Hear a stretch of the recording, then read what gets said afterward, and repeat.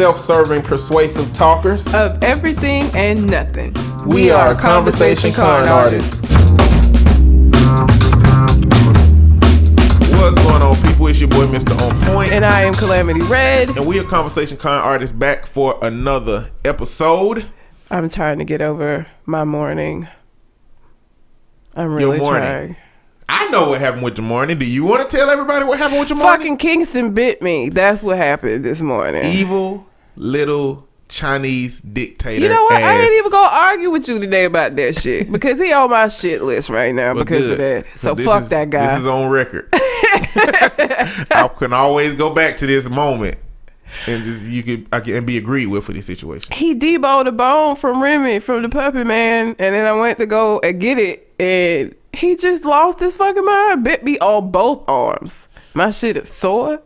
Got teeth imprints on my fucking arm. Fuck that guy. He in a cage right now in solitary confinement, running his little metal can along the ball. You wouldn't have these issues if you had a cat. You know, let's not do this. I think you should tell him about the website. Let's not get into cat talk. It can't be, instead of coming and biting me up front, I'd have been asleep and he'd fucking clawed me in my sleep or some shit. No, a cat wouldn't have done that. Okay. I don't know why you convinced that cats are not evil and that they're not going to take over the world. Because I have personal real life experience with cats. Okay. My mama was a cat lady, but with kids. All right. So it was weird. Okay. Well, we're going to see. When the world gets to overtake it, everybody worried about Trump. I'm still out here worried about these fucking cats. If the world is going to be overtaken by any creature, it will be cats. Yeah. I want to let you know. It will be. And you will fucking come to me trying to seek leniency for your fucking crimes against cats and your bullshit ass love for dogs, okay? Fuck them cats, man. Listen, y'all need to go to the website, www.conversationconartist.com, and check out all of our podcasts, old episodes, as well as new episodes, as well as articles linked to the episode that is the current one. I want you to leave us some feedback. On the left, you can hover over the mail envelope. You can leave us some email feedback, or you can subscribe to our newsletter. You can find me on Twitter at Mr. MISTER_on-point. And I can be found at Red_Calamity. If anybody has sent me any tweets, sorry. I need to be better about being on there. I'm trying to get better at Twitter. That shit is, and I'll go on there and like see somebody like tweeted me some shit. My phone is shit. It don't never send me no notifications, so I'll just randomly go on there and see like 5 days ago somebody said something. Now I look like an asshole that's too good to respond. I promise that's not it. The thing about my profession is I have so many beautiful, wonderful, amazing things to put on Twitter and Facebook in the form of statuses about my day. But it's all protected by HIPAA. Like, I work with clients all day. So when good shit happen or a kid say some good shit, I be like, I want to post this. But then it's like, well, everybody know I work with clients. If I posted this kid said something, they're going to be like, that's a client. And then my Facebook page ain't private. So any parent or somebody can come look up my page. And if it's like, it's a lot.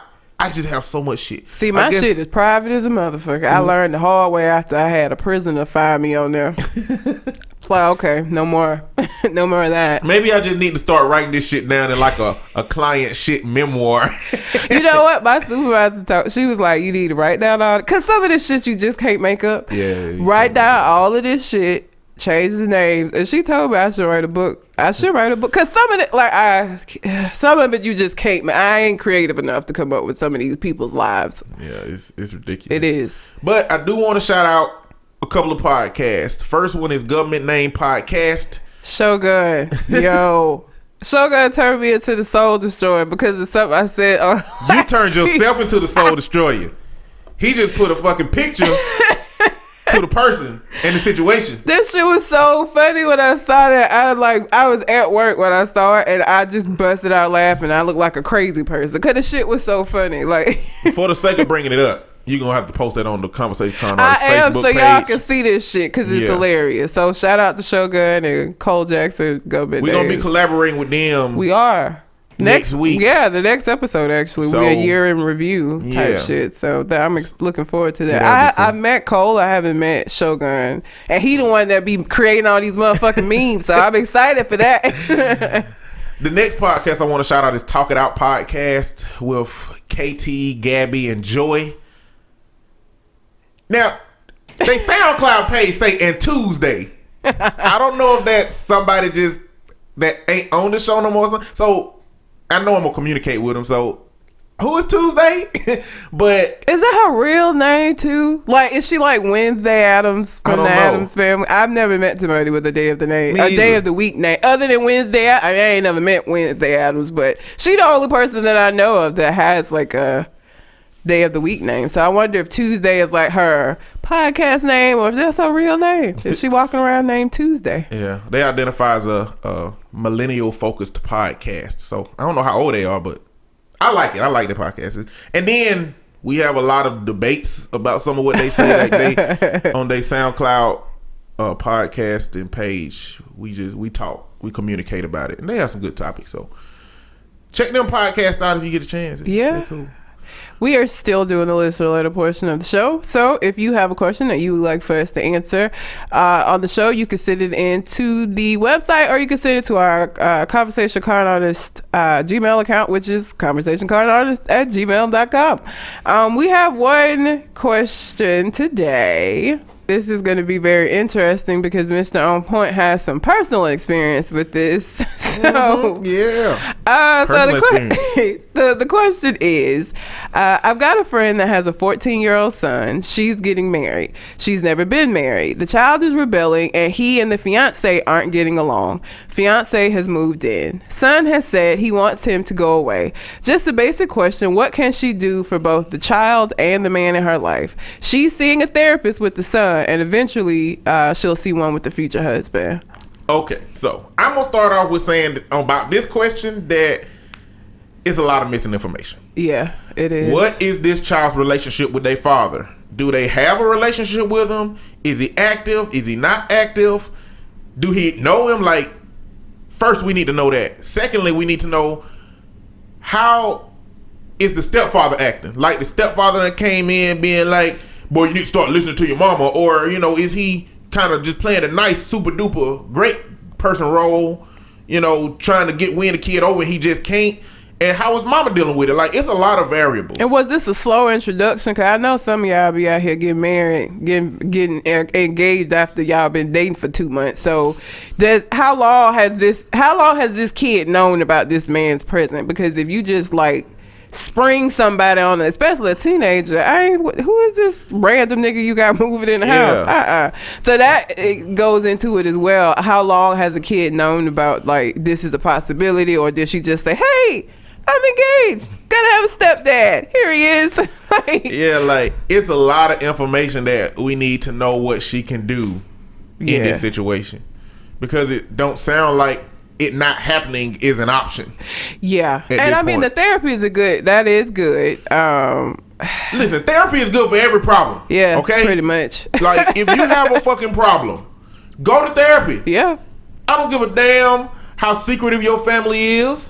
I don't give a damn that the history of counseling was rooted in white men's and they, you know, done some secret experiments on black people. Don't let the Tuskegee experiments fuck you up. Like, I don't give a fuck.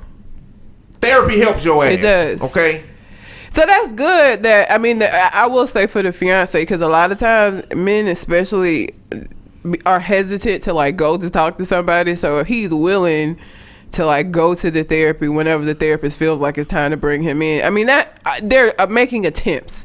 Because I know sometimes, you know, parents, the mama just be like, this is gonna happen, this your stepdaddy, you need to get over it type shit. So at least she's making an attempt to try to come to some kind of mutual ground for everybody involved. But I did not know till right before we started to record that you had stepdads. I did not know that. For whatever reason, I thought your mom I thought your mom was just single your whole life. Like, I knew about your dad, so I figured after him she was just like, just go raise my sons. Like, no, it was not. It wasn't like that. So I'm open book. I don't give a fuck. I like my life now. I'm okay with it. I got some places to go in my life, but right now I'm good. So whatever that happened has contributed to the greatness. Mm-hmm. Okay, to the awesomeness that is me. Yes. So my daddy got locked up when I was 3.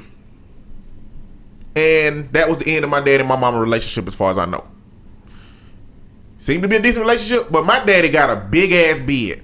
Like, I went online and found like the disposition or whatever that shit is, all of that. I found all of that stuff, and like, he was supposed to spend a lot of time in jail. He got out for good behavior. He got out when I was like 13 or 14. So he spent like 11 years. Damn. It was supposed to be until I'm about my age right now. Damn. That he spent in jail, but he got out for good behavior. Now, subsequently, my mother was single. And when a mother is single, we all look for that void. And when you got children, that shit comes in the form of stepdaddy. And so from my perspective, it was fucked up. Now, I've told in podcasts before that I went to church 6 days a week. Nigga, let me tell you something. Let me just quick Roughly. sidebar. When we had that conversation and you told me that shit, you know what? I was like, I was an asshole to my mom because she only made me go to one day, and I was mad as fuck about that. Man. 6 days a week? Nah, I don't want to do nothing. I don't even want to do something fun 6 days a week. That's a lot. We couldn't do shit that regular kids did. No, if you in church all the time. And not only was it that we went to church 6 days a week, my mama is a devout Christian. Like, it's demons in our house. Get my holy oil. We finna pray these demons out. She put little crosses on our head with the oil and just pray for 2 hours. You know what I'm saying? Like, it's not just we went to church. It's we couldn't celebrate Halloween. Oh, you know. Well, yeah, she didn't call deviled eggs. She called them angel eggs. Like, are you serious? I'm serious as a fucking heart attack. Like, that was my mom. I mean, you think the shit would get worse as she got older, but it's kind of got better as she got older. How could it get worse than refusing to call a dish by its name? My mama is just a shell of a person. Because anything great that happens in her life, it was God. Anything bad that happened was the devil. She ran out of gas, called me talking about the devil acting up today. I said, no, mother, you are making poor decisions today. How many gas stations did you pass by? The devil didn't keep your foot on that damn gas saying, I just get some at the next one. I just get some at the next one. It don't work like that. That's a poor decision making skills. So I'm gonna assume she met stepdad number one in the church, since that was where she was met them, but they were preachers. Okay, well, self-identified preachers. Oh. Okay. I don't know. I don't know what their credentials to be preachers was. All I know is that my first stepdaddy, he was younger than my mama. He was like 26, while she was like 35, I want to say, and he was abusive. And we never knew what was going on. We was at the age where we didn't really know what was going on. It's just some days we would go on long drives. We would leave the house and just go on long drives. And she always told us where we were going. We finna go to the store. We finna go to Walmart. So it was odd when she was just like, hey, come get in the car. We finna go for a ride. Yeah. Which she did. And we would go to random places, some friends' house and stuff. But we never knew what was going on. So he was only abusive to her, not to y'all. Yeah, he was. I don't even remember. Okay. And being so young, he had a younger sister who was in my class. That's fucking weird. Yeah, so what that is. all that shit shit was complicated. Yeah. And then my second stepdaddy, Greg, old punk ass. This was when I was in high school and my brother was in junior high. And so he was one of them dudes that was nice as fuck before they got married. When they got married, he was like, fuck y'all, children. I ain't here for y'all. Sit down, shut up, and hell no, I ain't giving y'all no lunch money. Because my mama didn't make enough money for us to have to pay for lunch. We ate free lunch until he got married, and then he wouldn't give us money for lunch. Wow. Until they got married. So how did y'all respond to Greg? Because y'all were older then, so y'all could like... We got into it with him. He was abusive too. He was abusive too. Like, I'm sorry, brother, but one time he gonna kick your ass. This shit was so crazy. One time, and I hate to laugh at abuse because it was fucking abuse, but my brother went and fixed a sandwich, and they got into an argument about something, and my brother was either extremely smart or very stupid. I don't know. He said, y'all stop that shit right now. Now, I don't know if he did it out of stupid, ignorant passion because he didn't want it to stop, or he wanted to divert the attention from them to him because it absolutely did. They fight ended, and it all went to him. Yeah. That's why I don't know if it was stupid and just turned out well, or if it was methodical. Yeah. A history of my brother's decision-making process would indicate that it is not intentional. It's not methodical, but it could have been for that moment. And my brother had a sandwich that he just made, and my stepdaddy said, if you gonna be talking like that in this house, you ain't gonna be eating my food. And he said, put my sandwich down.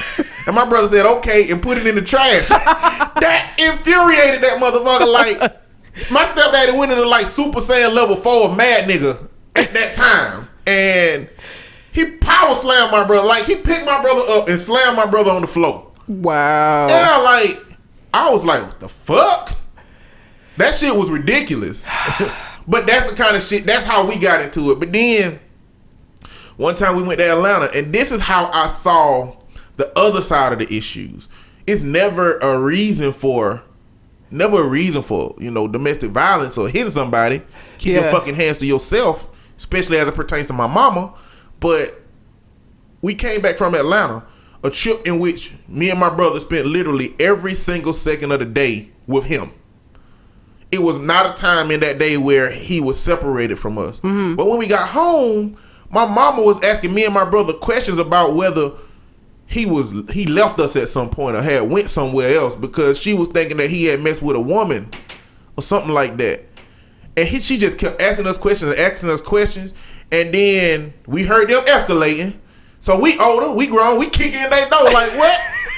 And then he hit her in the face with a shoebox. Oh. And then my brother jumped on his back. And then it just turned into a big situation. Like, listen, fuck stepdaddies. Okay? First off. Now, this comes from my personal experience. If you are a good ass stepdaddy out there, great.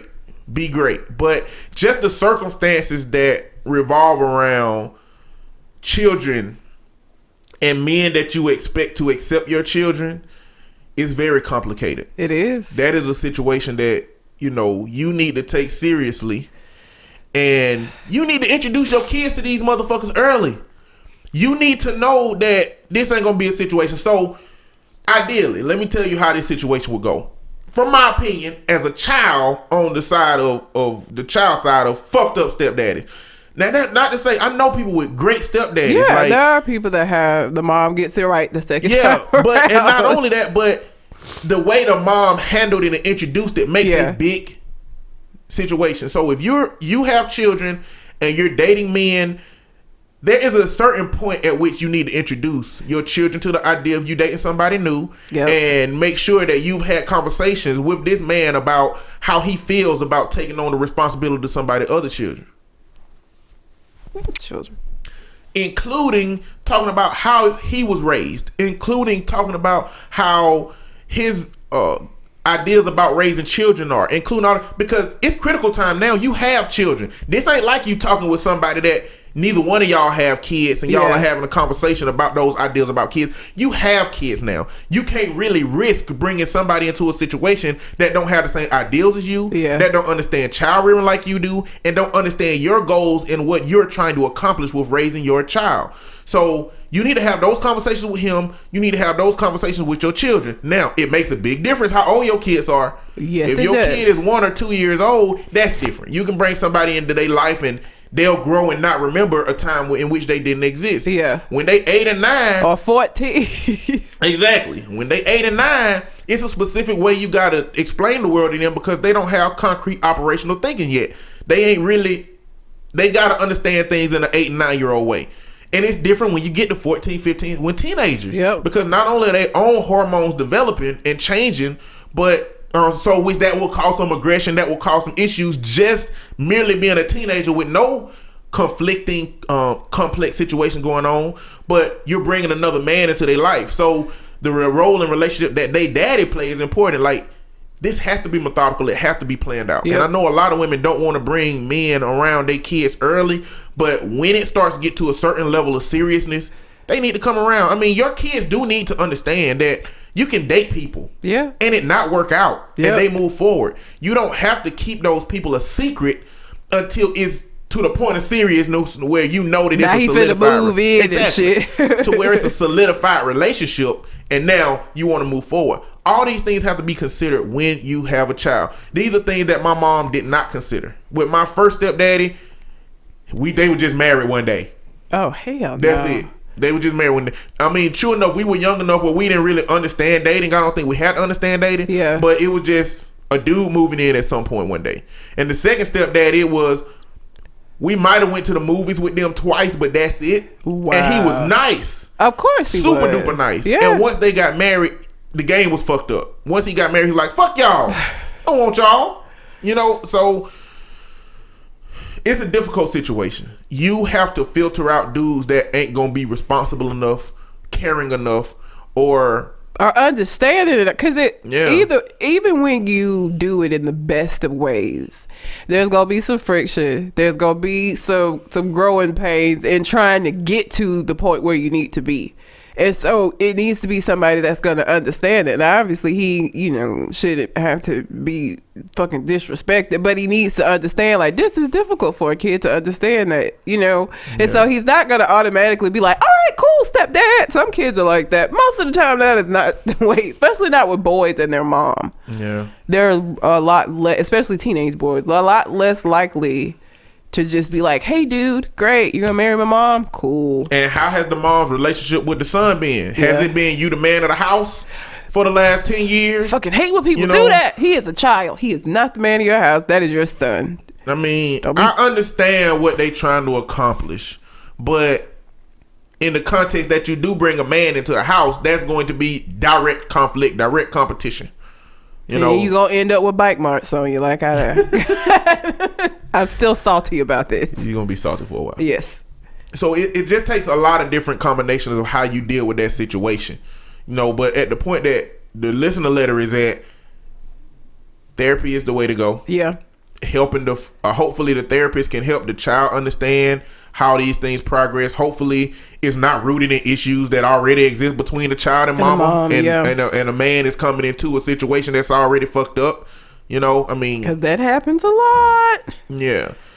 So but the thing about it is, I know the way that I've talked about my experience has been really, really salty and aggressive. But everybody's experience isn't that way.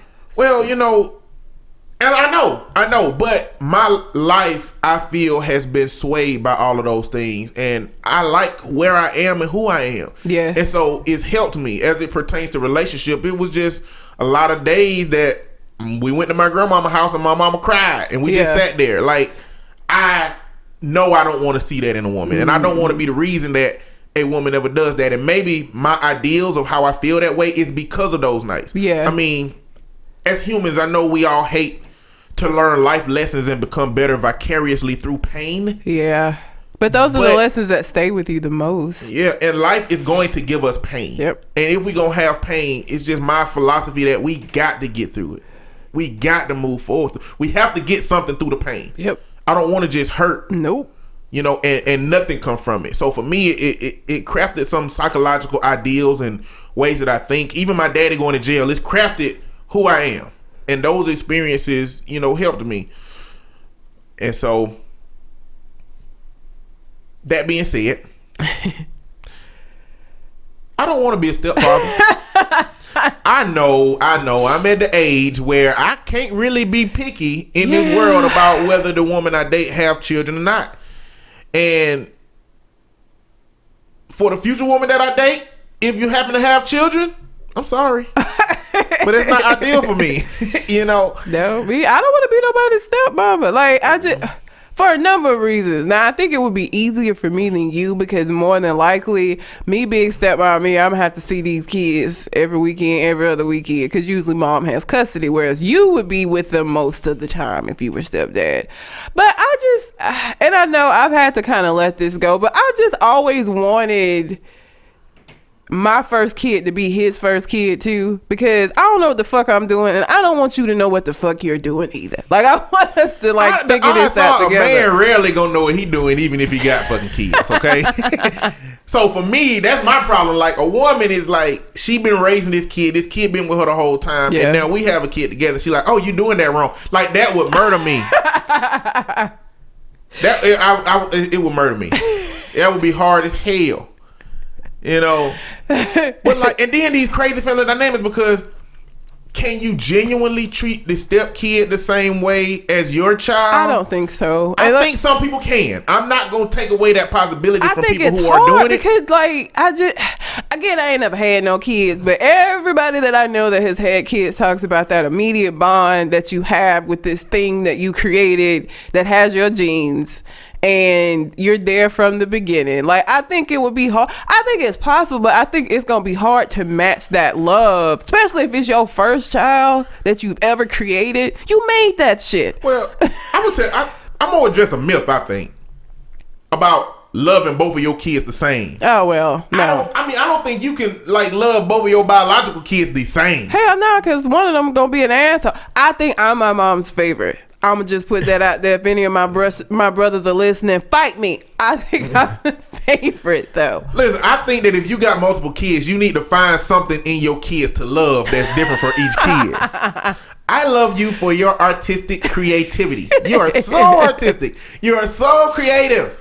But that kid need to be the only creative one, because if this other kid come out with some masterpieces, now you fucked up. Because now you like, damn, this motherfucker better. But I've been telling this motherfucker that they goddamn artistic and creativity is why they my favorite. So, you know, I love you for your intelligence and your knowledge-seeking desires. You just desire to be so like, y'all need to find something to love about all your kids and love the shit out of that shit. You know, like, because you're not gonna love them the same. Some of them they just gonna have different personalities. Yeah. Let me not say you're not gonna love them the same. Let's say that you're gonna allocate different amounts of love to each of them, given at any given different time. Is it love or relatability? I feel like you just are able to relate better to some of them than others. Like, I feel like my younger brother, me and him are very close, but I feel like my parents are kind of like, where the fuck you come from? He into anime, he like draw, like, the shit that he's into is not shit that neither one of them can comprehend or understand. So I'm sure they was just like, I don't understand you. I guess we can say levels of love would be the same, but the levels of relatability would be different. I feel like it's relatability that I think you love them. It's just like, I don't understand you. But the way kids perceive that is going to be from the lens of love. Yeah. You know what I'm saying?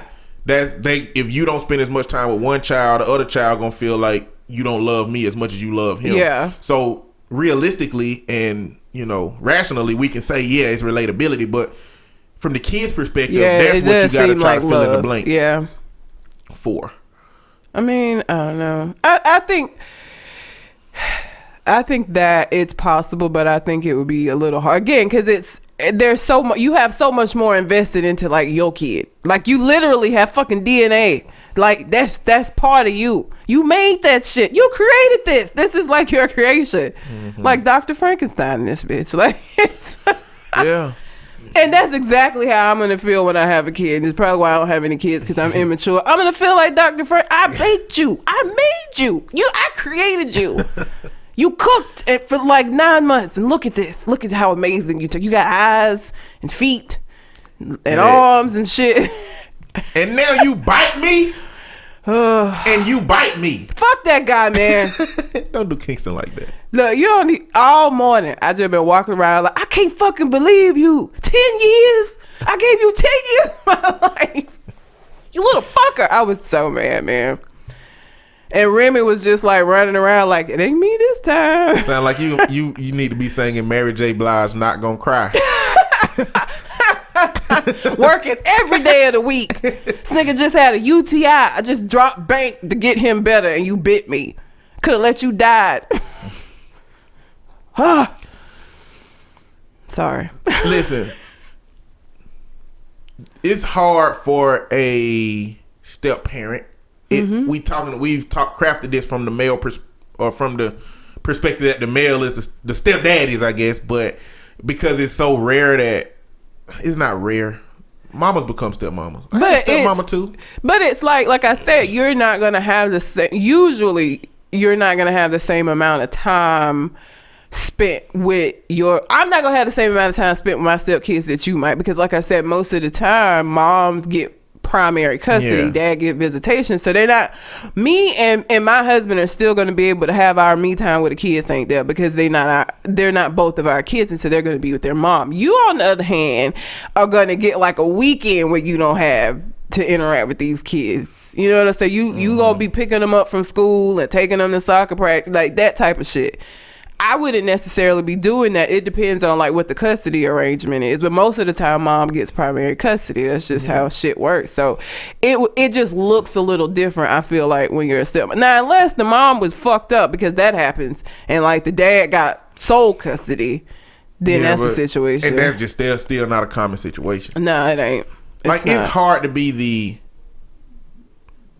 it's hard to have to love a child vicariously through the love of their mama. Yeah. You know, and all relationships can grow, you know, but you as a step parent have to come into that situation with an open mind and an understanding that this child is not looking for a replacement for their parent that's not there. Yep. And you have to be willing to adjust to that child and that mom's life. And that's not going to be easy for you, as it's not going to be easy for that child to accept you, and it's not going to be easy for that mom or that father to maintain that balance between how to bring these two people closer together.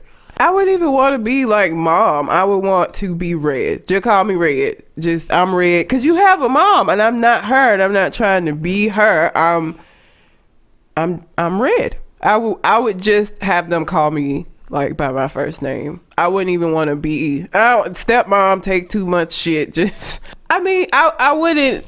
I would just be Red. Like, it wouldn't even have to be like Miss Red, because I ain't one of them people that like give a shit about I don't have my clients call me Miss. They just call me by my name.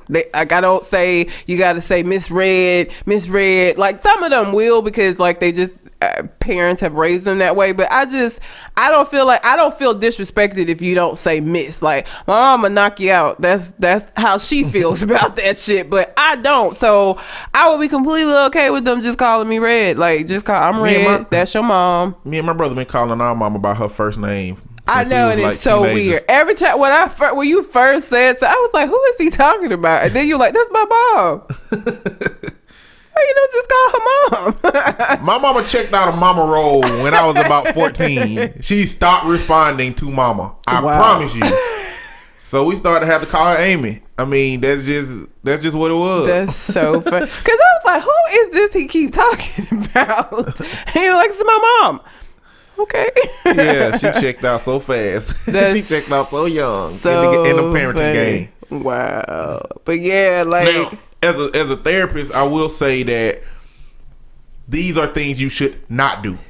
You should not force a child to call a step parent mom or dad. Nope. You should also not do that with foster families. Nope. You should allow those children to do those things if they gravitate towards them themselves, but it's not something that you should push them to do. You should also not change their last name from the name of their family of origin just for the hell of it. Nah. Like, the child already don't, and this for foster families and step families. In a lot of instances, these children don't have that much to hold on to of something that they desire to have, and their family and their old family. Changing their name ain't gonna help, them in developing. Unless they want to. These are things that, like, you got to get out of that traditional parenting role when it comes to these situations. You got to ask your children some questions. Yep. You got to communicate with your children in ways that old school parenting don't say that you should communicate with your children in. You got to let your children in on these things so that you create the best situation for the child, yourself, and that stepdaddy. Because the worst case scenario for you is you got these two people that you love that you see that can't love each other. Yep. And a part of it might be because you didn't necessarily handle it right. And now you got a step parent that absolutely loves you, but that love for you is being stifled by this poor relationship that they have with your child. And even though they want a better relationship with that child and may even want to be a father figure or mother figure for that child, but can't because of it. Yep. And then you got a child who might feel that they're pressured into accepting somebody that they genuinely don't want to accept because they weren't ready, or they weren't communicated, or it was a surprise, or this person is an asshat.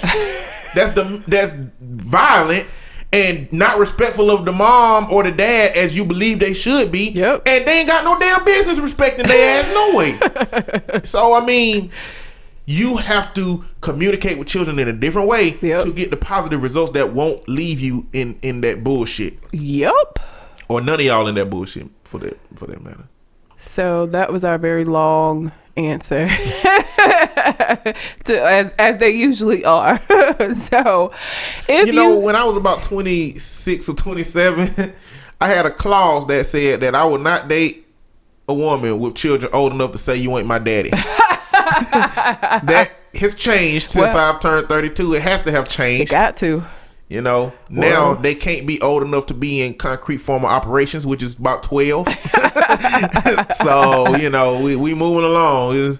You have to push it back the older you turn get. into a situation for the fucking And I'm old enough now for women to have kids that's about to graduate high school. You are fucking right. That is crazy. Sometimes I sit around and be like, I could have a kid that's graduated from high school right now. Girls that had kids at 16 and 17 that are my age now, they kids are in high school. Yep. They kids are old enough to cuss me out and it ain't nothing I can do about it. Like, it's insane. I ain't trying to hear that shit. Nah. But if you have a question that you would like for us to answer on the show, you can send it in to the website, or you can send it to our Gmail account, which is conversationcardartist@gmail.com. I don't know what fuckery to begin with. You know what? I'm sorry. This can still go back. You know what the worst thing would be about a teenage step kid? What? If they came home with that bullshit trying to put a nigga on World Star and roasted a nigga like bald headed face ass. You know what I'm saying? Like going at my what can I do? You know what I'm saying? Like that would be the worst. Always being recorded, getting pranked. Oh yeah, these kids now. See, that'll be the worst. It would be the worst. It really would. Totally. But anyway, I don't know. What fuckery you finna start with? Let's start with Soulja Boy. Soulja Boy is of all the rap beef that I have seen this year. You had Meek Mill and Drake and that whole thing. Of all the rap beef for 2016, this is by far the most fucking ridiculous and pointless. Soulja Boy is beefing with Shia LaBeouf. You heard that right, folks. Shia LaBeouf from Transformers fame. The actor. He's beefing with fucking Shia LaBeouf. Come on now. Well, I don't even know what. Soulja Boy banned Shia LaBeouf from any hood in Atlanta.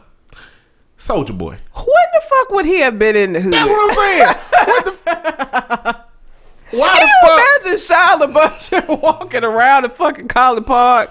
Look at, come on. Like this passive ass beef. Like how are you gonna ban somebody from somewhere they never gonna be at? That's stupid. This motherfucker made a video. He got all these guns and shit. And the thing is, if y'all haven't heard the rap that Shia LaBeouf made that started all of this, it's the most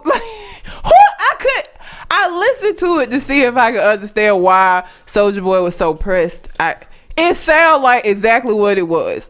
A very white actor, rhyming some words together. Like, it was not... From his own perception and understanding of what rap is and sounds like. Exactly. It sounded fucking ridiculous. And he said something in it about Soulja Boy, which made Soulja Boy mad. But if Soulja Boy wants somebody to be mad at, he can go find 300 people under his own fucking videos on YouTube. Pretty much. At least 300 people. That's just talking worse shit about him, roasting his ass. It's a lot of places he can go. He can come to these podcasts. Yep. He can go find people to be mad at. Especially now after this bullshit, because I feel like you finna be talked about quite a bit, Soldier. Because it's ridiculous. It's so fucking, like, you beefing with Shia LaBeouf. That don't even sound right. Shia LaBeouf is embroiled in a rap beef. That doesn't even... Listen, Soldier Boy. You star somewhat on reality TV. And he said he too good for... He said Love and Hip Hop too ratchet for him. Really? Yes, he did. You make beats. You create dances and shit every now and then. You put out mixtape with horrible names and terrible artwork. I guess whenever you fucking feel like it. Stick to that shit, okay? I don't know why you have to have this goon persona. Like, I would get away from that shit if I had the money to not be a goon out here. If I was in that world, I would leave it. But you not a goon. You gooning on Shia LaBeouf. But like 90%, no, I won't say 90%. It's a lot of motherfuckers out here who has personified the idea of that goon life. But that ain't goons. No, but at least they beef with Young Thug. Young Thug and the whole Lil Wayne, and that made sense, right? Obviously, Young Thug dress wearing ass wasn't finna really do shit. Nobody thought that he was, but that made more sense that he was coming at Lil Wayne. It makes like this. You don't even look like a goon. You look like a crazy person. You look like a crazy person telling Shia LaBeouf not to come to the hood. He wasn't going to. Like, he wasn't finna do that shit anyway. Nigga, like, what? You telling him to stay out of some shit he was never gonna be in. He was never gonna be in. Unless they were shooting Transformers in the motherfucking hood, that he ain't got no reason to be there. He wasn't gonna be there. Soldier Boy. Every time, first he was talking about he signed a $300 million deal. And I said right then and there when I read that shit, he full of shit. And he was full of shit. The deal said that he couldn't make any more than $300 million, and it was for some kind of fucking online gambling shit. I knew wasn't nobody finna pay no motherfucking Soldier Boy $300 million to do nothing, not a motherfucking thing. Soldier Boy, nah. Now you beefing with Shia LaBeouf after you call Love and Hip Hop ratchet. It ain't even no beef. No, it ain't. Shia LaBeouf gonna put on his goddamn boat shoes, his goddamn polo shorts with all the little, like, 300 polo horses on it. He gonna put on a goddamn polo and go on a boat and not give a fuck about shit. Nope. While Soldier Boy is recording videos about Shia LaBeouf not being able to come to the hood. Soldier Boy, you just unfortunately was the chosen one. I don't think Shia LaBeouf got no fucking deep-seated hatred for your ass. He was rhyming words together. He would have used anybody that goddamn rhymed with what he was trying to accomplish at the time. You need to recognize that shit. Because that's all he was doing. Rhyming words. Rhyming words together. It's it. Shia LaBeouf, you ought to be embarrassed. Yes. You should be embarrassed for beefing with Shia LaBeouf. You should be. Why? It's so ridiculous. First off, he ain't even in your profession. You know what I'm saying? I don't know how the fuck you got in your profession, true, but he ain't in your profession. You got in there somehow. You snuck in the back door. Somebody let your ass in at the back of the club, and you got into hip hop and rap, and now you established yourself as a rapper. He ain't even in that shit. For you to get offended by a freestyle or a rapper, whatever he did, you should be embarrassed for that. You have let somebody outside of your field with no experience, who white as hell, who put the whitest freestyle out that he possibly could, you let that motherfucker trigger your fucking hip hop beef with him. It ain't even a hip hop beef. Nope. I would just assume that the beef would have to be between two hip hop motherfuckers to be a hip hop beef. This is a what the fuck beef. It is. And I mean, it's unwarranted. He sounded like Daniel Radcliffe, who was Harry Potter, was on, I think it was Jimmy Fallon's show, Late Night with Jimmy Fallon, and he did, what is that song with, it's a rap, somebody like it goes through the alphabet. Yeah. He did that shit. Like, he know that shit, did it amazingly, sounded great. Shia LaBeouf sounded like just what he was, a white boy rhyming words together. When no, It just sounded like somebody rhyming words. It didn't even sound like rap at all. He was just rhyming words together. And then you get so in your feelings, or you see this as an opportunity so motherfuckers don't forget about you. Because I gotta be honest, hadn't thought about Soulja Boy in a very long fucking time. Couldn't give a shit about that nigga. So you saw this as an opportunity to like make people take notice again. But look at what they taking notice of. That you have a beef with Shia LaBeouf. I can't say that enough. Shia LaBeouf. What the fuck is that? That's ridiculous and sad. Very sad. Yeah. Very fucking sad, Soulja Boy. I don't know. Whatever. So Tommy Lauren this bitch. and Trevor Noah. I think I talked about this a little bit last week. They had an interview. You know, it was about all the bullshit she be saying on her show. And, you know, Trevor Noah kind of, you know, blasted her a little bit. Challenged on some of her ideals. It didn't get nowhere, you know, because I think she really, truly believed that shit.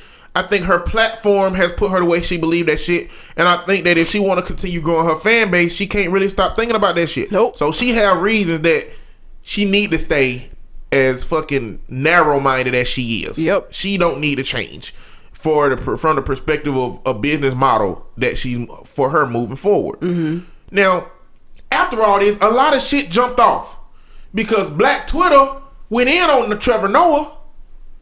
And then Charlamagne the God jumped in there. Charlamagne is a member of the Breakfast Club. He is a member of the podcast, The Brilliant Idiots. And every now and then he do interviews on DJ Vlad Couch. That's where I watch him doing interviews because that's where he make the most fucking sense. I really feel like on the Breakfast Club they done told him we need you to, you know, be a little bit more controversial or, you know, say some weird wild things every now and then because he literally say shit on the Breakfast Club that he don't say nowhere else. It don't make sense to me. He tweeted out that black women should be more like Tommy Lauren. So let me go down the timeline a little bit more. So what happened with Trevor Noah is the Daily Show sent her cupcakes for appearance, thanking her for appearing. Appreciate you for coming. Gigantic, big ass, pink ass cupcakes. Yeah, they were big. They probably weren't delicious, but they were big cupcakes. And on Instagram, she thanked Trevor Noah. Yep. And so Black Twitter, Instagram, the whole internet, the whole world of black people thought that he sent them an apology or being apologetic for going so hard at her in the interview. And so they started going at him on Twitter and Instagram. Yep. To the point that he had to come to the Breakfast Club to explain himself and let them know, I didn't send her no cupcakes. My problem with that is I believe in communication. I'm a fucking therapist.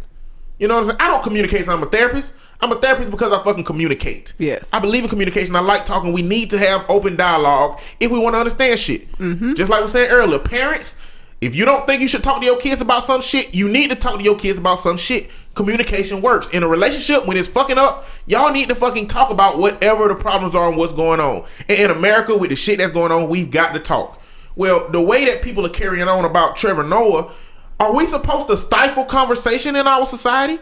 Because what they saying is you can't even be cordial with somebody that you had a conversation with after. Even though it wasn't Trevor Noah that did that, the fact that they went so hard that he might show a gesture of kindness after talking with somebody that he disagree, I don't agree with that. I don't know if it's so much that it's just because it's somebody that he disagrees with as much as it is like the what is the word that I'm looking for? The crazy shit that Tommy Lauren says. Like, I think it's because of who she is. Like, I think if it had been somebody else that hasn't said as much fucked up shit as her, I don't know if people would have been as upset. I think it had more to do with her and just like the hate people have for her ass and feeling like he backtracked as instead of sticking to the conversation that they had, that they saw it at. Because she sent him no... Did she send the Daily Show shit, did she? I doubt it. She was the guest. Guests can still send something. Guests don't have to do shit. They don't have to. You know what I'm saying? But she could have. I imagine the Daily Show just wanted her to be on. But this ain't the first controversial person that's been on the Daily Show. Yeah. Motherfuckers with Jon Stewart been on the Daily. It's crazy motherfuckers that been on the Daily Show with Jon Stewart. But then they get on Twitter the next day and be like, look at what Jon Stewart said. I think it was just that the way that she presented it, she just made it seem like, oh, we're good now. But why is Trevor diagnosed with that? You know what I'm saying? Why is he the one paying the price for how she responded to something? You know what I'm saying? Like, because everybody already hate her. It's just a lot of people that don't.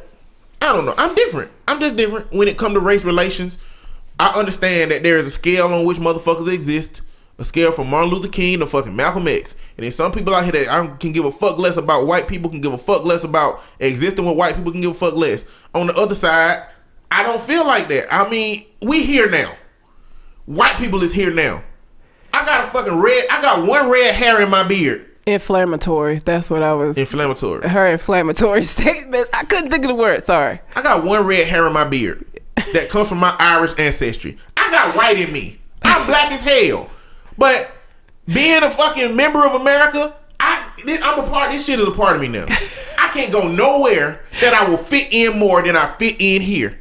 I can't go anywhere that I will understand shit more than I understand shit here. Yes, it is fucked up.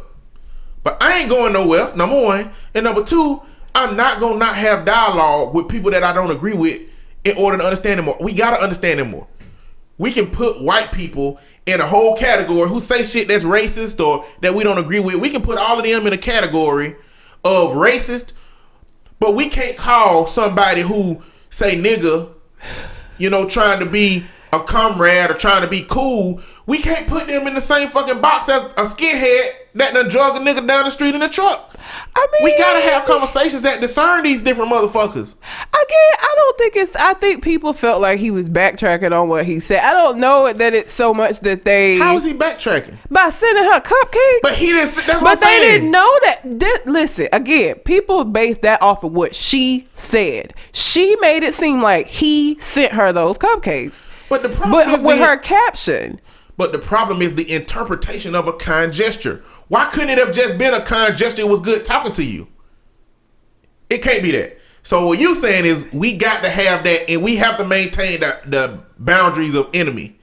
Not even necessarily that. I wouldn't have sent the bitch no cupcakes. Me personally, I wouldn't have done that. If I was gonna send any, I don't know. I don't even know that I would have sent anything. I'm petty, but it just these girly ass, flowery ass little cupcakes. Just I don't know. But not only that, he ain't American. Oh, he might be American. Yeah. Depending on whether he's obtained legal status, but he was not raised in America.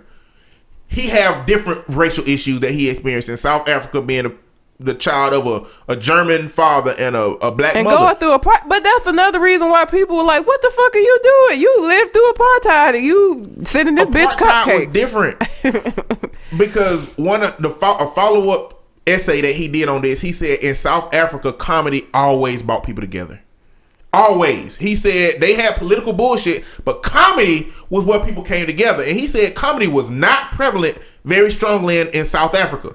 Like, you can't tell nobody you're going to be a comedian. That's American shit. Like, in South Africa, you ain't being a comedian. You might get around some people and have a little, but he said it wasn't no stand-ups. It wasn't no nightclubs that did comedy. It's like, it was a very small genre of people, but it always brought people together outside of the political agenda. Yeah. In America, The Daily Show is made to roast people using comedy. It's made to belittle and make fun of people using comedy. And that's not something that he is very used to. And he said that this is something that Jon Stewart had a problem with, being a comedian and being very politically aware. Mm-hmm. That's the problem that he say Jon Stewart had in that position. Yeah. And he's experiencing it from a different situation. And so, but he didn't send her the cupcakes. That's the thing. He didn't even send them. But we didn't even give a fuck. You know what I'm saying? We didn't even sit to think, why?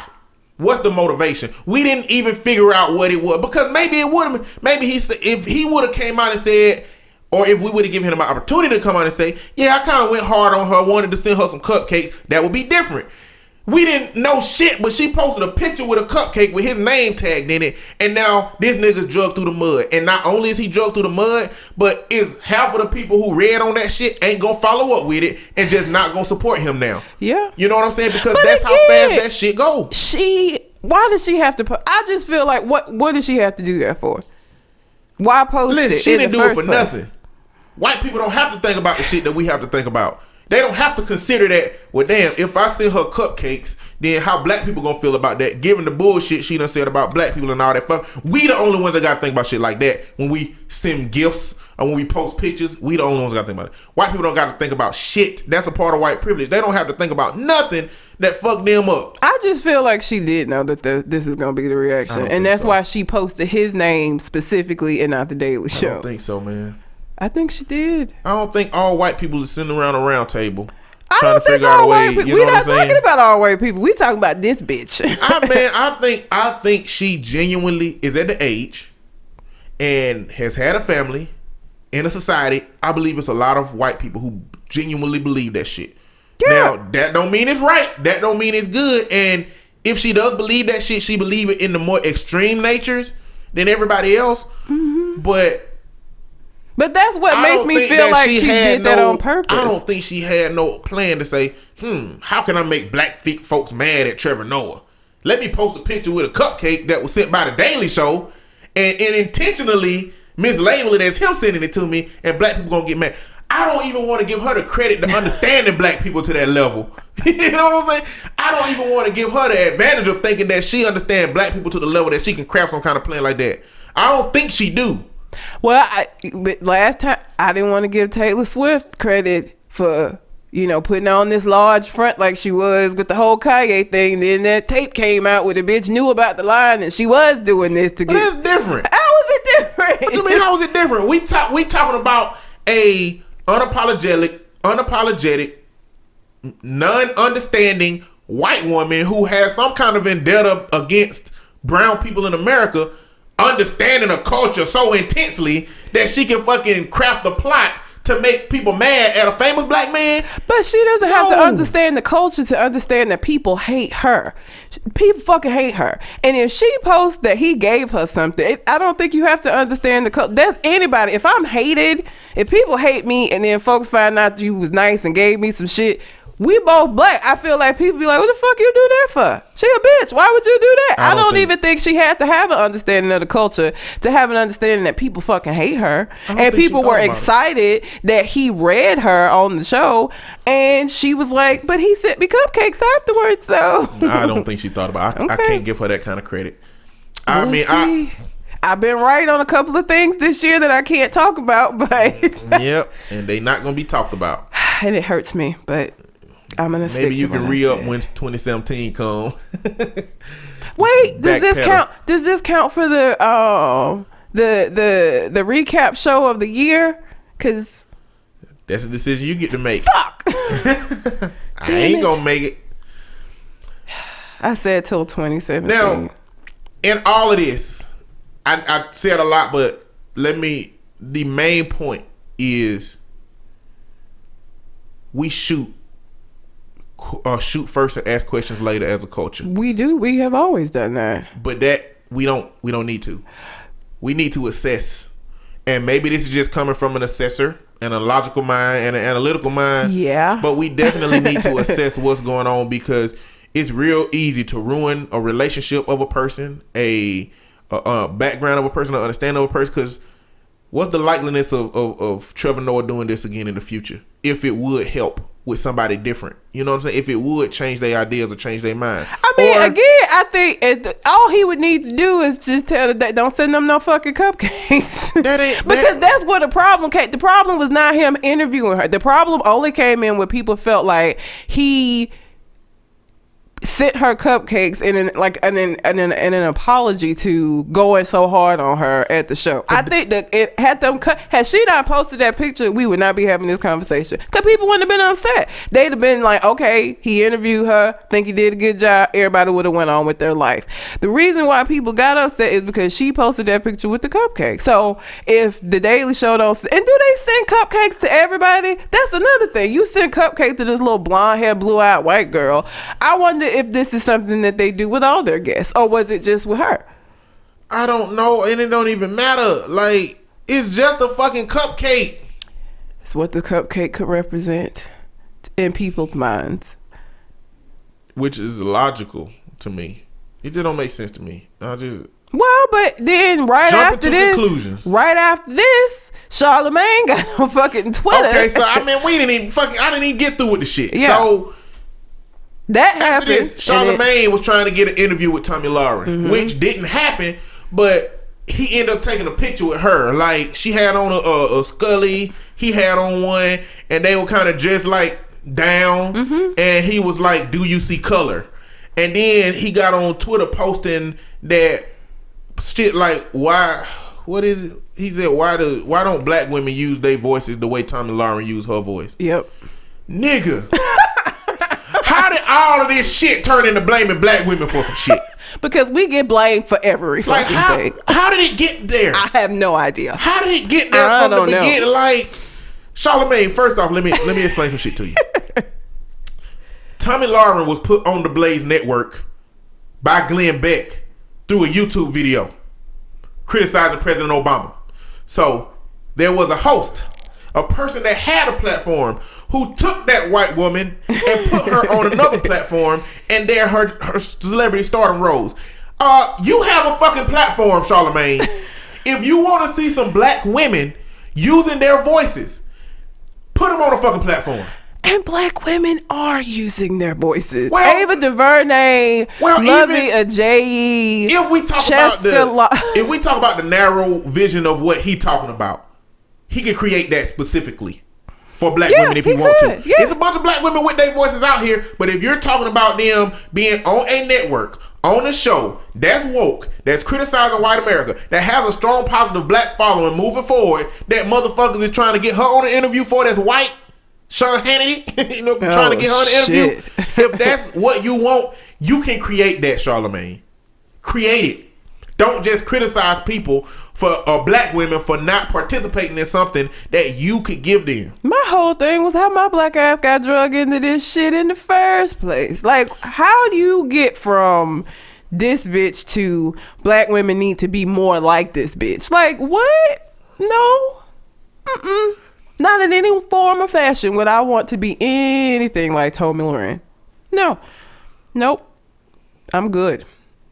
And then he gave himself Donkey of the Day after that. Because people fucking got all in his mentions. Like, you a simple motherfucker. And then he got on and gave some stupid ass explanation about he didn't mean it the way that he said it. Okay. Sure you didn't. It's the same as the KKK recently coming out talking about that they are not white supremacists. Bitch, you can say what you want. Pretty much. You're a white supremacist. And you know what, Charlamagne? You can say what the fuck you want to say to recover from the situation. You can give yourself donkey of the day. But when you said that shit, you meant that shit. Yep, you meant because it exactly one thing about you, Charlamagne, it. is that you say what you mean. Yep. You might have said it in a way that you hoped wouldn't get you no bullshit, but you did. Now, you can apologize for saying how you said it, but you meant the shit that you said. Thing. And I used to listen to the Brilliant Idiots, but fuck that guy. Charlamagne has said some shit that I genuinely agree with, and some profound shit on DJ Vlad's couch. Everywhere else, he's an idiot. The Breakfast Club, he just weird. He asks random weird questions. He asked Brandy what that mouth do in the interview that they did. He asked Jay Farrow once he lost weight, did it help his stroke?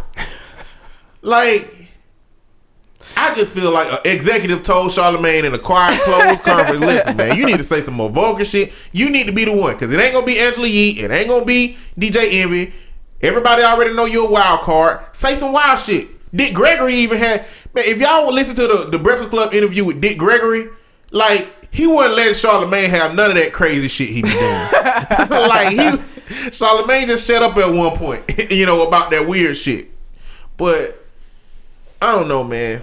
I mean, and me, we entitled to make mistakes, but there is a certain level of mistake that will snowball into some bullshit that people ain't gonna be able to forgive you for as a celebrity. That's just how it is, and with the state of our country where it's at, why would that even be something that you would even think to say? Like, for what? We ain't going through enough shit right now, and now you want to blame me for this shit? No. Sorry, Charlamagne, with your skin bleaching ass. The fuck out of here. Fuck that guy. Fuck him like I say fuck Kingston right now. I'll forgive Kingston. I'm not going to forgive Charlamagne. Fuck that dude. I try to give people chances, man, but when your bullshit is repetitive, I ain't got time for it no more. Like, I can deal with, like, interval bullshit. But when your bullshit when the intervals are shorter and shorter and shorter, I can't get with it. It's the same for Umar Johnson, you know what I'm saying, with me. Like, it's the same for David Banner with me. I was watching the David Banner interview he was on DJ Vlad Couch. It was like an hour, maybe a little bit more than that, and I was with him for the first 45 minutes. And then he started going into, so I'm going to kill some white man shit. And I was like, oh, hell no. What the fuck happened? Fell off the rails. Like, this nigga personality just changed legitimately. I'm like, so now I can't be with you none of the way. I can't even condone the shit you said earlier. You done done too much. Because that's how, and you know what? That's how white America fuck with black America. You can't even take a good ass speech that somebody that they don't like, or a good ass phrase of somebody that they don't like, and support that person, because now you represent the worst of their ideals. Yep. It's the same for Black Lives Matter. Like, motherfuckers talk about, like, what she said on the interview, pigs fry 'em like bacon and shit like that. Like, and Trevor Noah pointed out, look, that's one or two people in a group of thousands. Like, how is that what represents the whole group? Because a few done said that. You know what I'm saying? That's like the bad cops that we find out here doing bullshit. That's like identifying all the bad cops by them. You know what I'm saying? Why does that work so well when it comes to black people, but it don't work for nothing else? It don't work for white people. Nope. It's because they get to craft every single dialogue that exists in this country. And that's the problem with Tommy. Cause she said something similar to that you can't, all cops aren't bad because you have these one or two. She has said that shit, but all the Black Lives Matter is bad. Like, you can't in the same sentence say both of those things. One of these things is not like the other. One of these things just doesn't belong. Man, I like Trevor Noah, man. I'm gonna support Trevor Noah. I don't have a problem. I don't even with him. like the Daily Show. Yeah, but I watched the clips when they passed by me on Facebook and whatnot. That's the only time I watched that shit. So I did the same thing when Jon Stewart was on there. I would watch the clips. I never really watched the show. I just hate that we so quick to jump to somebody and rip them apart. When they may not even deserve it, and then it's some shit that they can't recover from that. It's fucked up to me. Yeah. But it also showed the power in what white people can make us do against each other. Yeah. That bitch posted a cupcake and we ripped this nigga apart as a culture.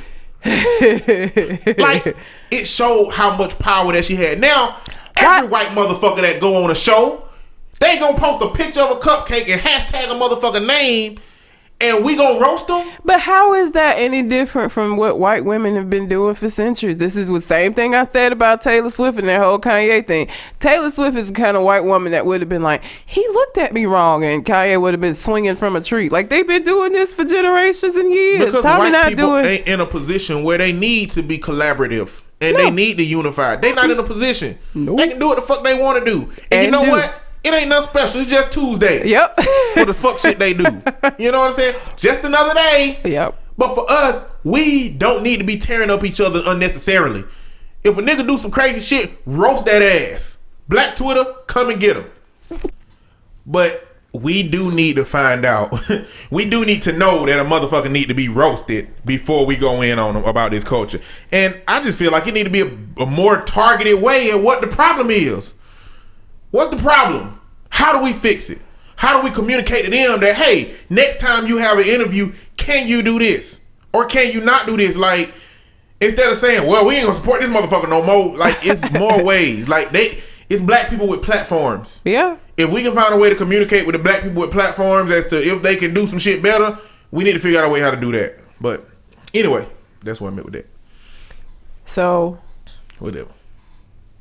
Young Thug decided that he was in an airport and he offered 2 of the women that worked in the airport $15,000 to quit their job, and then began calling them all of these racist ass, nappy headed, all these little stupid ass names because they wouldn't take $15,000 to quit a job that probably comes with benefits and all kinds of security for $15,000. And yeah, mind you, that it's probably more than $15,000 a year. I'm sure that it is.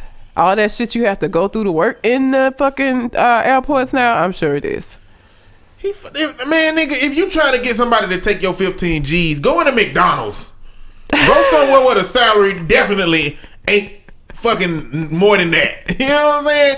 Go to McDonald's. Yeah. Go to Burger King. Because they would have been like, shit, where it? I'll walk out right now. You know what I'm saying? Like, I don't know. I ain't watch it. I'm tired of seeing Young Thug related shit. He's so disgusting looking. Here's my thing. Like, you sitting here looking like fucking the plague, talking shit to 2 people who are just doing their job. I can't wait till he goes into obscurity. I'm so excited when I won't have to look at that mug ever again in life. He released some Instagram rants about Black Lives Matter and shit.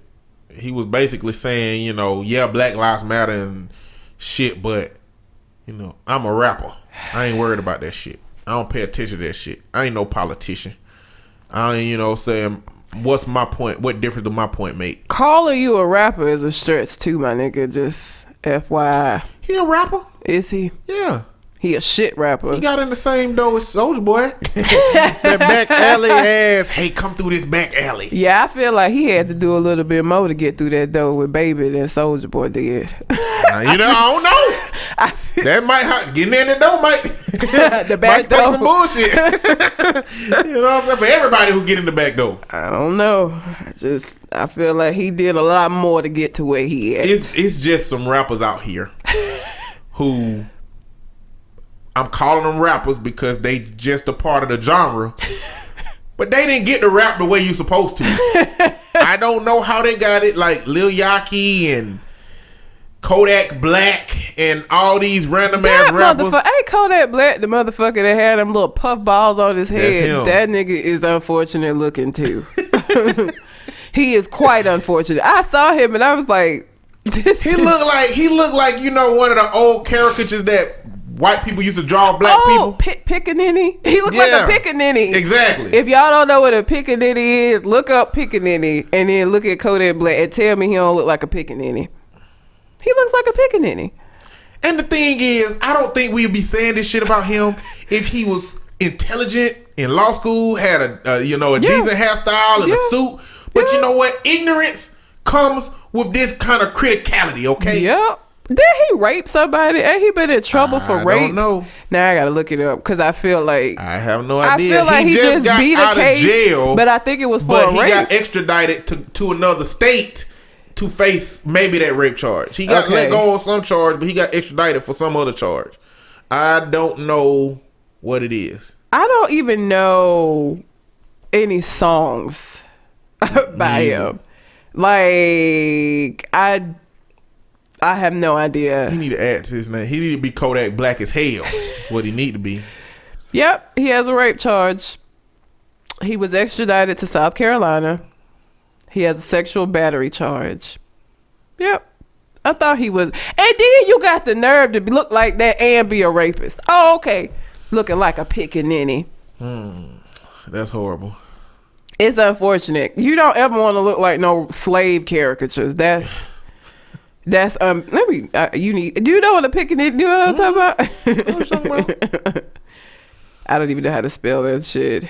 Man, sound that shit out. Google will correct it for your ass. I did, but it didn't. How did you spell it? Like, I don't want to. Pickaninny? Is this it?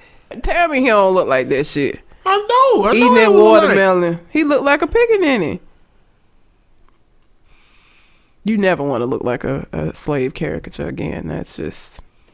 But he does look like a pickaninny. And it's not because you're dark skinned. No, because you're dark skinned, you look like one, and you're ignorant as fuck. Pretty much. I need to listen to some of these rappers' music. I don't know.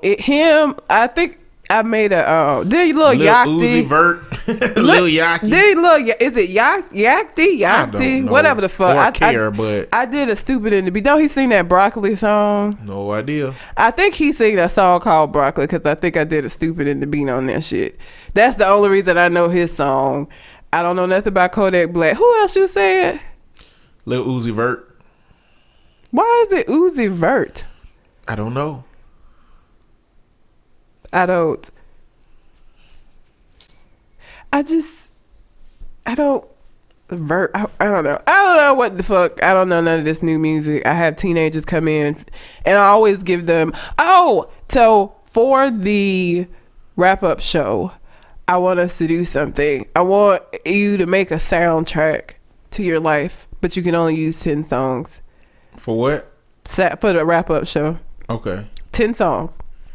10 songs soundtrack of my life? Yep.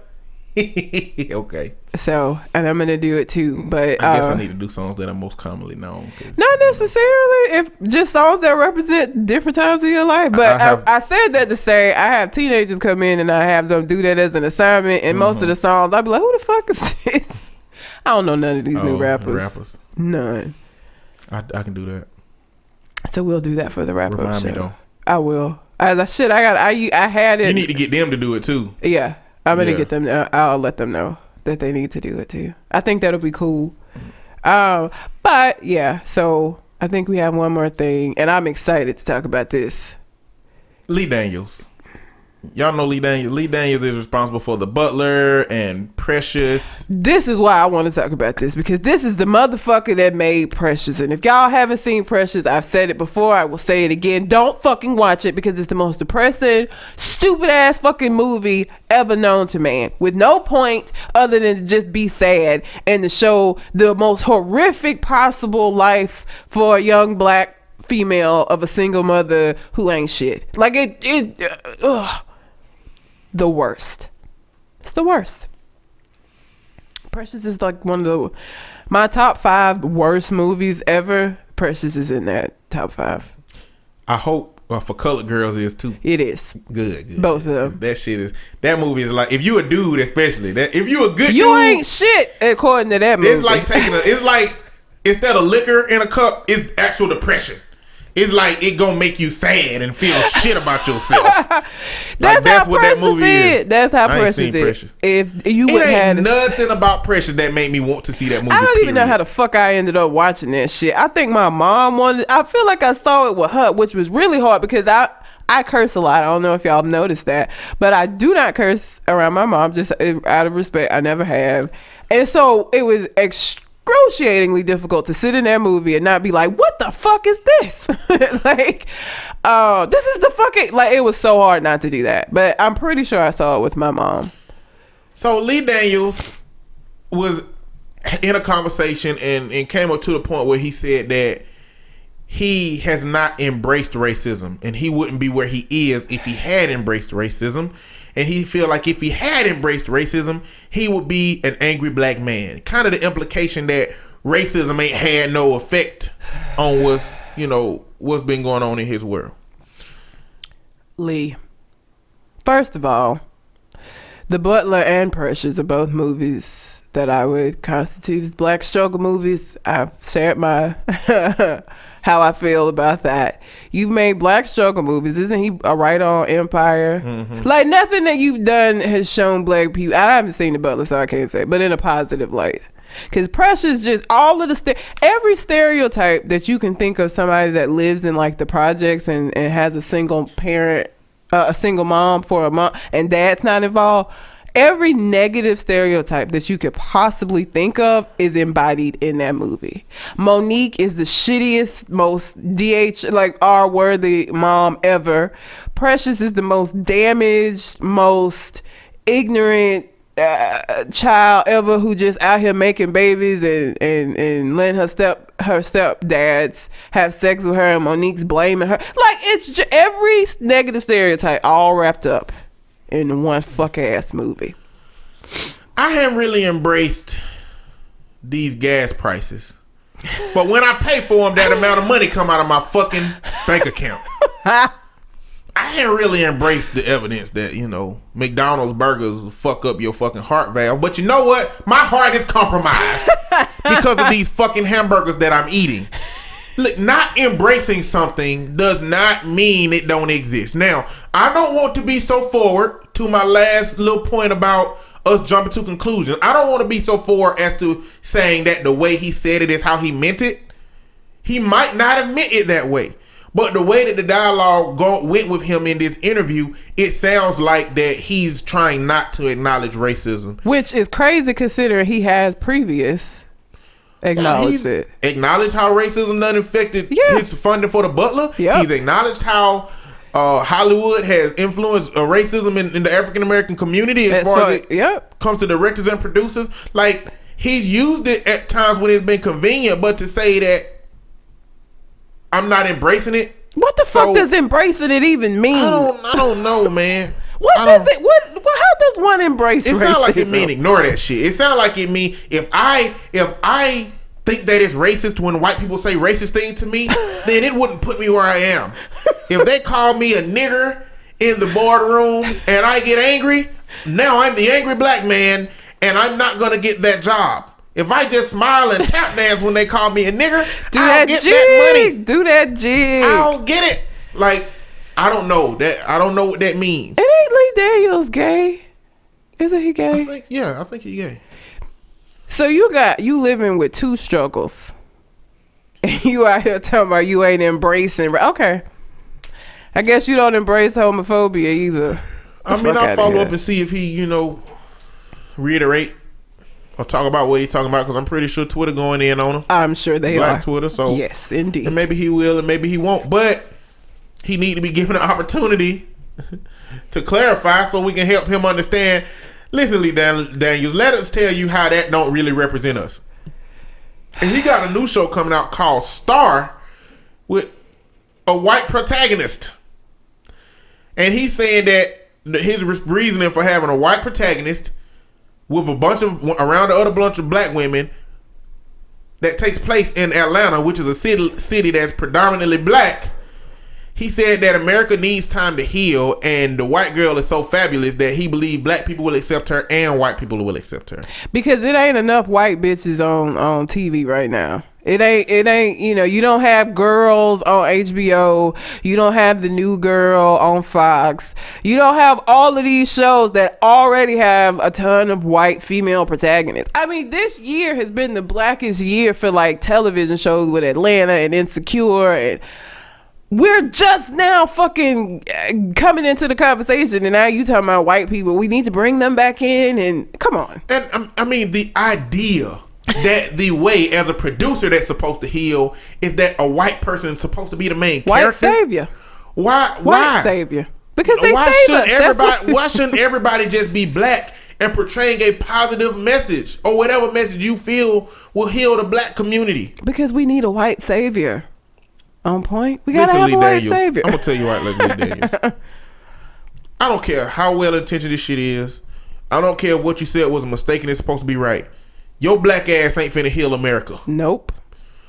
Nobody black ass finna heal America. Nope. I don't know what it takes to heal America at this point right now, especially with what's transpired politically. But it ain't gonna be a fucking TV show with mostly black people in Atlanta and a fabulous fucking white woman. Who the fuck says shit like she's a fabulous white girl? And I think Lee Daniels. Oh my god, this motherfucker. But race relations in America are stupid right now. Yeah, it looks it's always been stupid. Yeah, but it's at a height of stupidity right now. I don't want the illusion to be that it had me. But you know what the thing is? It's gonna be different, man. These kids are growing up with awareness that we didn't grow up with. Yeah. You know, I just feel like when they get older and when they get in positions to start running stuff, America is gonna be different. Let's hope because so. up to like all my little high school and stuff, it wasn't no social media. I mean, it started coming around. It wasn't social media. You can go find stuff on the internet, but it wasn't like this. You know, so I feel like I would be a different person if I had grown up watching these police shootings and seeing all of these different, you know, race-related incidents and being able to have access to all of these different understandings about race and politics and ideas, you know, because the only thing I've ever seen on TV when I was little was Rodney King getting beat. And that's the only thing I ever saw. And I saw it multiple times. It's just anytime something came up, that would be the thing that everybody would go back to, yeah. You know, they would never play nothing else. So, I mean, today is way different, and social media has done that. Yeah, it's creating kids with a different way of understanding race in America, and hopefully that is going to help down the line. But I guess we gonna find out. We will. But anyway, that's all I got. So, I guess I'm gonna go home and not lick my wounds, but dress them, little fucker. Don't be like that. 10 years I've had this little motherfucker. Listen, you gonna have a 16-year-old that might cuss you out one day. So somebody else said that to me this morning about, well, what you gonna do when you have a teenager? Probably the same fucking thing that I'm. That's why I ain't got no kids. That's why I'm childless. That's why I have dogs. Cause that's gonna be difficult. He ain't even he's a senior citizen. He ain't no teenager, little fucker, old ass. Well, he should be forgiven more easily then, right? Why not? I don't forgive. I get even. Everybody forgive old people. Unless they bite. If some old person put their dentures in and take a plug out of you, I don't know that you're going to be so quick to forgive them. They ain't getting their motherfucking dentures back. I'll tell you that. I throw them bitches on the ground and smush them. Better get you some mashed potatoes, bitch. You ain't eating nothing else. I wouldn't do that to an old person. But you know I'm faster than an old person. Ain't no way in hell they gonna bite me and before I intervene. I would feed them grits, cause you know grits get stuck everywhere, so they just be sitting there. You gonna force feed them grits? You gonna force feed an old person grits? No, I ain't gonna force feed them. But if you ain't got shit else to eat but these grits, I ain't giving you nothing else. You gonna eat these grits, and then you gonna get all of them grits all over your mouth, all in your crevices, cause you ain't got no teeth and it's just folds of skin in there. And then you're going to be trying to get rid of grits residue for the longest. Because I'm petty and passive aggressive. These are weird visuals about this shit. You know that, right? I'm petty. Anyway, whatever. You got anything else on your mind? No. Neither do I. So, until we come to the next conversation. We out. Holla.